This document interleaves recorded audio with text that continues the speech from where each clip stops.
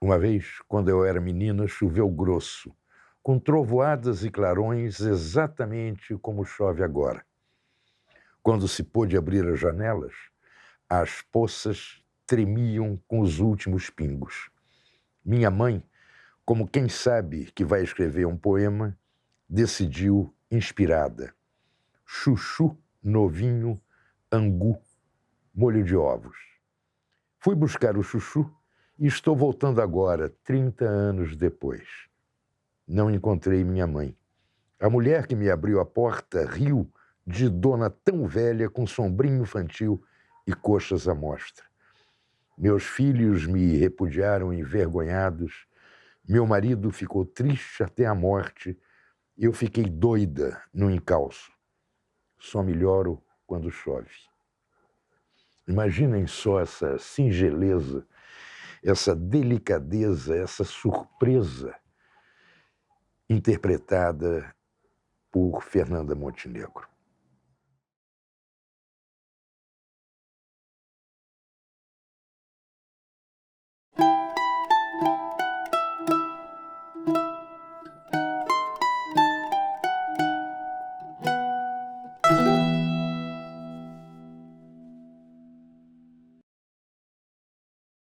Se eu disser que hoje eu vou falar de uma grande, uma imensa atriz chamada Arlete Pinheiro da Silva, pouquíssimas pessoas vão saber de quem se trata. Mas se eu mencionar seu nome artístico, todo mundo haverá de concordar comigo, porque ela é uma grande, imensa atriz e até costuma ser chamada de a grande dama do cinema e do teatro em nosso país. Estou falando de Fernanda Montenegro. Ela se tornou extremamente popular graças ao seu trabalho, excelente, aliás, na televisão, novelas de televisão. Mas não podemos esquecer que ela faz parte da melhor história do teatro e do cinema do Brasil.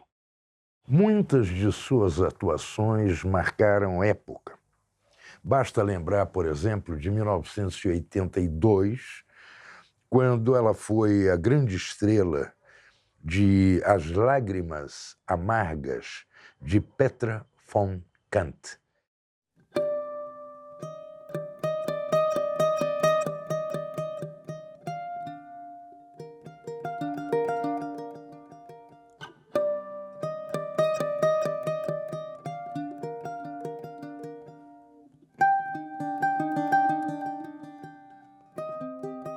Era impressionante desde que as cortinas se abriam. Os refletores do palco iluminavam um corpo de mulher no centro do palco. A gente só via as costas muito brancas e os cabelos desalinhados de alguém que tinha acabado de acordar. Assim, começava uma das mais emocionantes experiências oferecidas pelo teatro. E Fernanda mostrava a imensa dimensão, não só do seu talento, mas também da sua sensibilidade. Pois é, a menina Arlete da Silva, que na adolescência pensou em ser secretária, fez até curso, virou Fernanda Montenegro, figura absoluta na arte de representar. A mesma Fernanda que, em 1953, se casou com Fernando Torres, grande diretor, grande ator. Um casamento que durou 53 anos e só terminou quando ele morreu.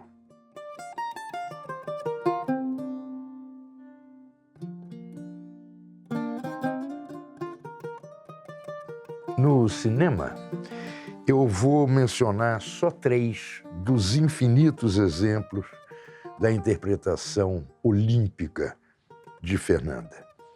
O filme A Falecida, dirigido por Leon Hirschman e baseado num texto do Nelson Rodrigues, Tudo Bem, do Arnaldo Jabor, e Central do Brasil, do Walter Salles.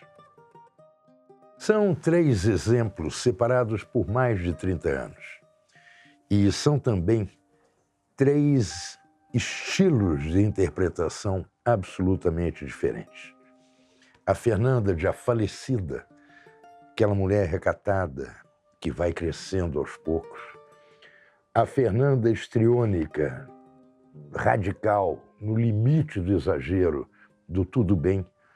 E a Fernanda doce e firme de Central do Brasil.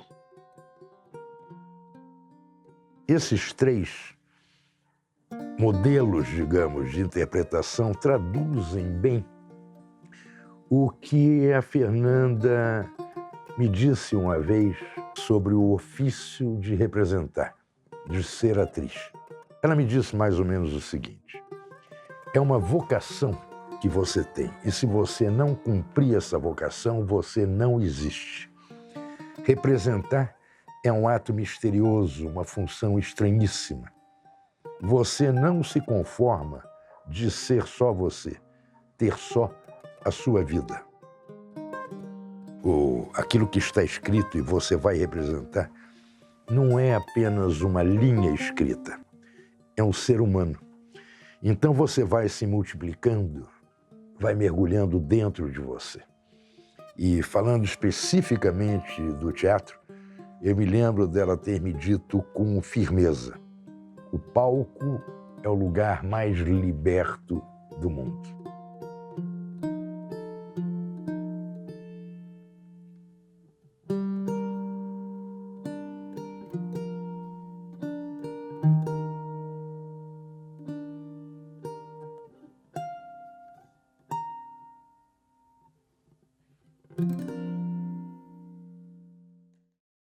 Em 1951, quando a televisão mal e mal tinha chegado no Brasil, ela foi a primeira atriz a ser contratada pela TV Tupi.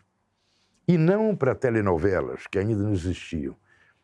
O que existia era teleteatro. Isso mesmo. As peças eram encenadas ao vivo e transmitidas pela televisão. Um trabalho muito difícil, feito num estúdio apertadinho, sem público, sem o espaço do teatro. Eu não vou nem tentar fazer a lista dos principais papéis que ela desempenhou na televisão. Afinal, Fernanda Montenegro começou em 1951. Mas não posso deixar de citar as cenas de Guerra dos Sexos, de 1983. Fernanda e Paulo Autran, outro monstro da interpretação, fizeram o Brasil inteiro se sacudir de tanto rir.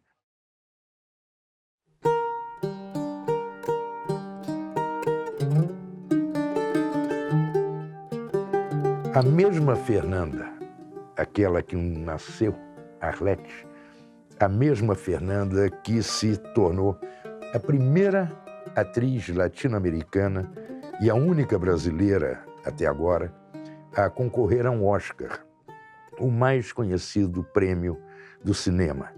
Isso pelo seu trabalho em Central do Brasil. E que ganhou um Urso de Prata no Festival de Berlim, um dos mais importantes festivais de cinema do mundo. Aqui no Brasil, ela ganhou tudo que é prêmio, e alguns mais, bem mais de uma vez. Quando Fernanda Montenegro entra em cena, seja no palco, seja no cinema, seja na televisão, é como se o espaço se transformasse em uma coisa só dela. E então, Fernanda brilha.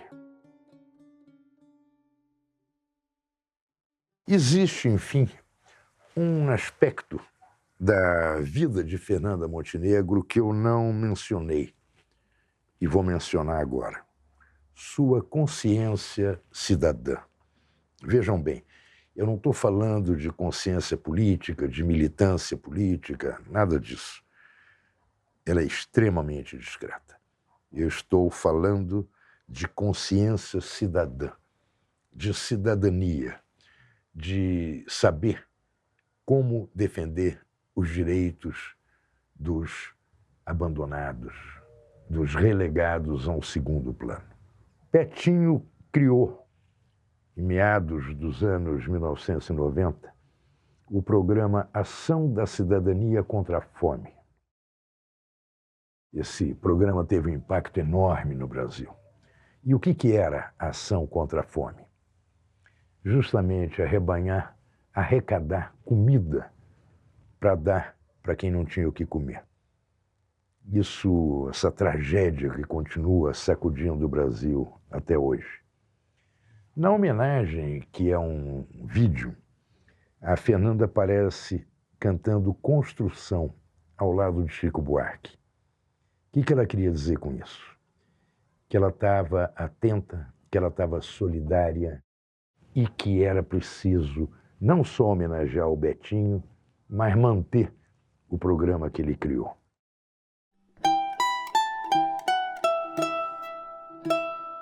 Em 1985, Fernanda Montenegro foi convidada pelo então presidente José Sarney para ocupar o Ministério da Cultura.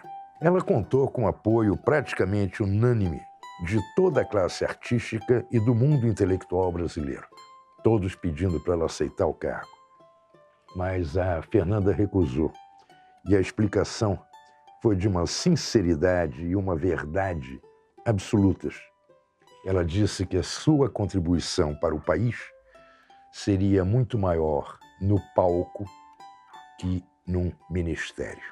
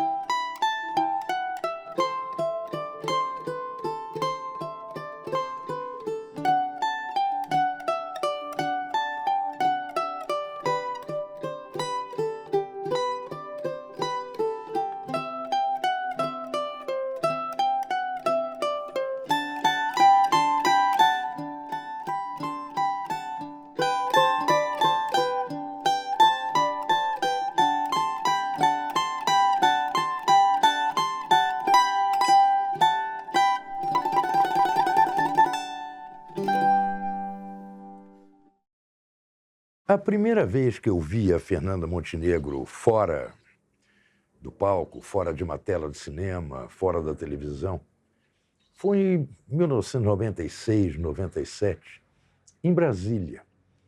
Ela estava se apresentando numa peça ao lado do marido, do Fernando Torres. E depois houve um jantar. Eu não me lembro na casa de quem, para dizer a verdade, também não lembro por que eu fui convidado, mas eu fui. Foi aquela conversa formal, conversa social, sem nada marcante. E alguns meses depois, eu estava em Curitiba. Eu lembro que eu estava participando de um evento de cinema, era um diálogo meu com o Rui Guerra, meu amigo Rui Guerra. E, de novo, a Fernanda estava se apresentando, e depois houve um jantar. Esse eu lembro, um jantar oferecido pela prefeitura. Ela estava lá, num teatro, e eu fui convidado para esse jantar e tornei a encontrar a Fernanda.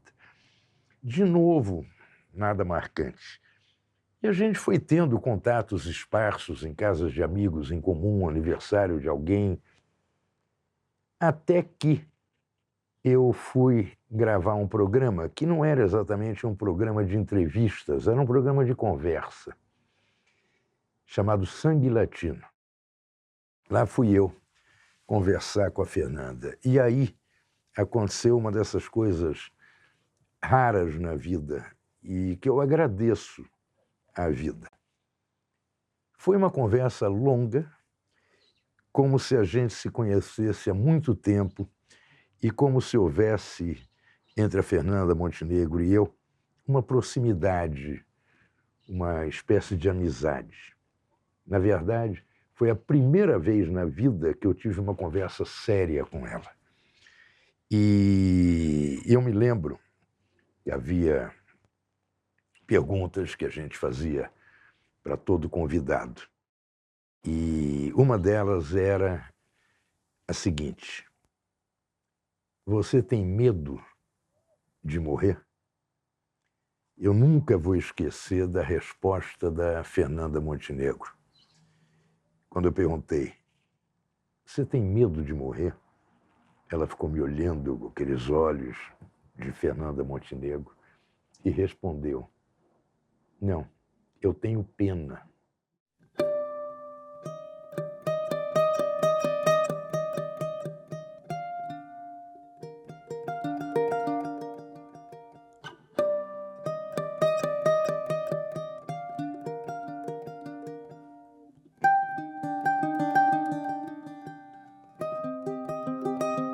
Quando veio a pandemia, março de 2020, aconteceu uma coisa muito curiosa. Eu me isolei em Petrópolis, a serra vizinha ao Rio de Janeiro. E ela também. Ela, Fernandinha, Cláudio, netos, todo mundo se isolou. Eu estou num distrito de Petrópolis, no meio do verde, e ela em outro, um pouquinho longe daqui, de casa. Mas aí nós começamos um diálogo, uma coisa muito inesperada, surpreendente e que foi uma alegria para mim. Através de um instrumento que eu uso pouquíssimo, chamado WhatsApp. Eu sou tão troglodita, tão analfabeto dessas coisas modernas, que um dia eu vejo no meu WhatsApp, tem um recado da Fernanda, mandando abraços para mim, para Marta, pedindo notícias, dizendo que estavam todos bem, que estavam isolados em Petrópolis. E eu não sabia, vejam vocês, que para você gravar um recado no WhatsApp, você tem de apertar o sinalzinho do microfone e manter apertado enquanto você fala. Eu não fiz. Eu apertei, soltei e falei uma resposta para Fernanda. Dias depois, ela me manda outro recado, dizendo que eu tinha esquecido. Eu tinha esquecido de gravar. E a gente começou a conversar. Vejam que coisa, por WhatsApp. E ela me manda canções, me manda imagens, me manda poemas, ela grava, sei lá de onde, nem como, vídeos. E é uma estranhíssima proximidade à distância.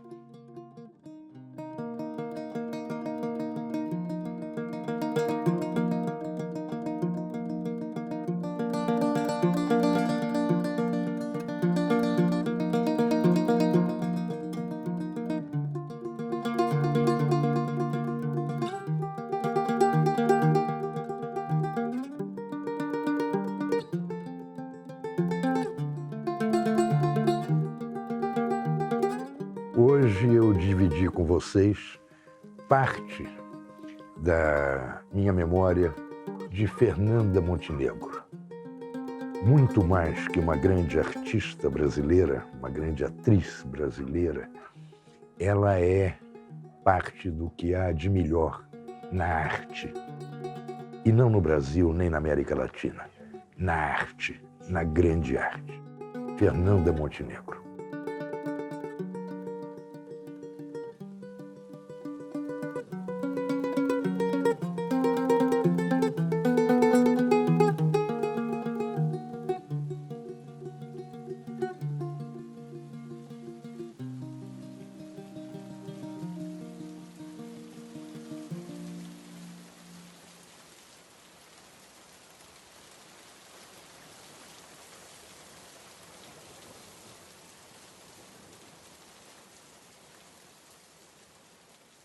Uma vez, quando eu era menina, choveu grosso, com trovoadas e clarões exatamente como chove agora.